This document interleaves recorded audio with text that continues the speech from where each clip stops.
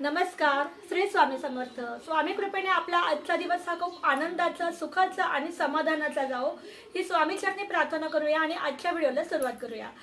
तर बघा, आपण आजच्या व्हिडिओमध्ये पंचमहायज्ञ याबद्दल आपण काही माहिती घेणार आहोत आणि पंचमहायज्ञ कसा करायचा, त्याचे लाभ काय आहेत हे आपण या व्हिडिओमध्ये पाहणार आहोत.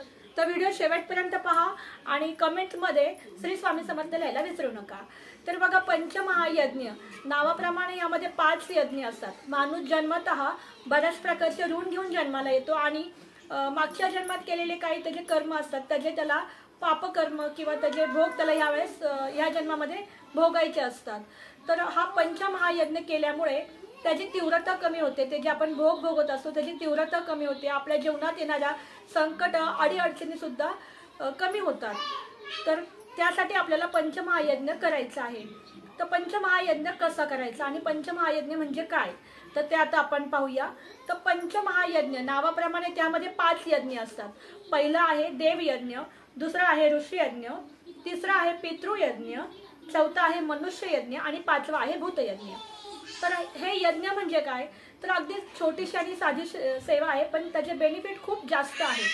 तर तुम्ही रोजच्या तुमच्या जीवनामध्ये म्हणजे अगदी तुम्ही कामं करता करता, तुमचे डेली जे दैनंदिन कामं आहेत ते करता करता सुद्धा तुम्ही या सेवा करू शकता. यासाठी तुम्हाला बाहेरून सुद्धा काही आणायचं नाहीये.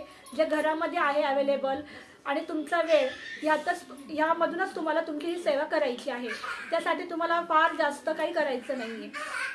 तर ती सेवा कशी करायची, आता देवयज्ञ कसा करायचा, तर तुम्ही रोज स्वयंपाक करायच्या आधी अग्नीला आपण तर्पण द्यायचं असतं. पण आता ह्या आपल्या हल्लीच्या दैनंदिन जीवनामध्ये, धावपळीच्या जीवनामध्ये आपल्याला हे शक्य होत नाही. तर मग आपण याला पर्याय काय शोधून काढला, तर एक कागद घ्यायचा आणि कागदाला 2 बोट तूप लावायचं, साजूक तूप लावायचं आणि तो कागद आपल्याला जाळायचा आहे.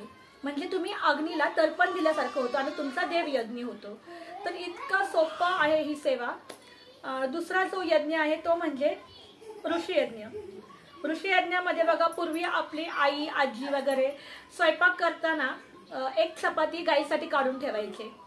तर हीच आपल्याला रोजच्या जेवणातली, आपल्या रोजच्या स्वयंपाकातली एक चपाती, छोटीशी चपाती ही आपण गाईसाठी बाजूला काढून ठेवायची आहे. गाईला घास द्यायचा आहे. हा झाला ऋषीयज्ञ.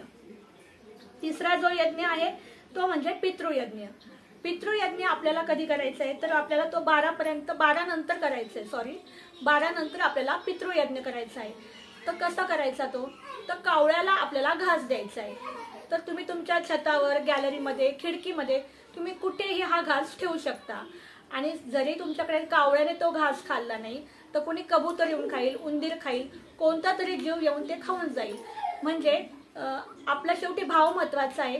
कावळा, आता आपण कावळ्यासाठी ठेवलं पण कावळा आलंच नाही, दुसऱ्या एखाद्या पक्ष्याने खाल्लं तर त्याला काही हरकत नाही. तुम्ही तुमच्या मनाला माहिती आहे की तुम्ही तो घास कावळ्यासाठी ठेवला आहे. तर तो तुम्हाला 12 नंतर रोज घास द्यायचा आहे, म्हणजे तुमचा पितृयज्ञ होईल. चौथा जो आहे तो आहे मनुष्ययज्ञ. तर बघा, दररोज तुमच्या आजूबाजूला कुणी लहान मुलं असतात, कुणीतरी शेजारची तुमची मैत्रीण असती किंवा एखादा गरजू माणूस असतो. तर त्याला तुम्ही तुमच्या दिवसभरामधून कधीही तुमच्या वेळेप्रमाणे, तुमच्या ऐपतीनुसार काही द्या तुम्ही त्याला खायला. अगदी लहान मुलांना तुम्ही चॉकलेट देऊ नका. बिस्किट वगैरे द्या किंवा काही त्याला खाद्यपदार्थ द्या किंवा एखादा गरजू माणूस असेल त्याला तुम्ही काहीतरी खायला घेऊन द्या. तर ह्याप्रमाणे, पण तो माणूस चांगला असावा, त्याचे कर्म चांगले असावे, अशा एखाद्या व्यक्तीला तुम्ही रोज दिवसातून काहीतरी थोडं खायला द्या. म्हणजे तो तुमचा झाला मनुष्ययज्ञ. तर 5वा आहे भूतयज्ञ. भूतयज्ञामध्ये तुम्हाला काय करायचं आहे, अगदी चिमूटभर साखर जी आहे ती तुमच्या घरामध्ये भिंतीच्या बाजूला टाकायची आहे. तर मुंग्या येऊन ती साखर खाऊन जातील. तर अशा प्रकारे तुमचा 5वा यज्ञ जो आहे तो भूतयज्ञ होईल.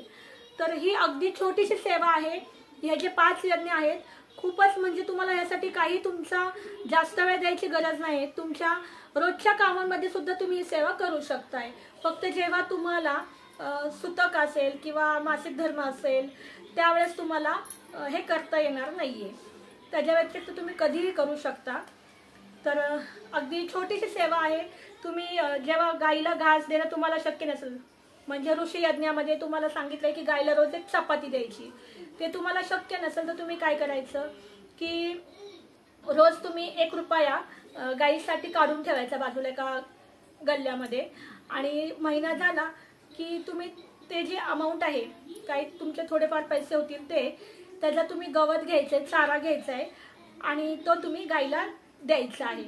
किंवा एखाद्या गोशाळेमध्ये पैसे त्या गाईच्या चाऱ्यासाठी किंवा गवतासाठी द्यायचे आहेत. म्हणजे तुमचा ऋषी यज्ञ होऊन जाईल. अगदी छोट्या छोट्या सेवा आहेत, पण याचे बेनिफिट खूप जास्त आहेत. अगदी पितृदोष वगैरे ह्यासाठी सुद्धा ही सेवा करतात. म्हणजे दिंडोरी स्वामी समर्थ दिंडोरी प्रणित केंद्रामध्ये आपल्याला ही सेवा करायला सांगितलं आहे. नित्यसेवेसोबत जी नित्यसेवा आहे, श्री स्वामी चरित्र सारामृत ग्रंथाचे क्रमशः 3 अध्याय आणि 11 माळी जप. तर ह्या नित्यसेवेसोबत आपल्याला पंचमहायज्ञ करण्याचं सुद्धा सांगितलं जातं. तर सेवा खूप छोटी आहे, पण लाभ खूप त्याचे मोठे आहेत. तुम्ही सेवा करून बघा आणि याचे अनुभव घ्या आणि मला कमेंटमध्ये नक्की सांगा. तर पुन्हा भेटूया अशा छोट्याशा आणि माहितीपूर्ण व्हिडिओसोबत. तोपर्यंत धन्यवाद. श्री स्वामी समर्थ.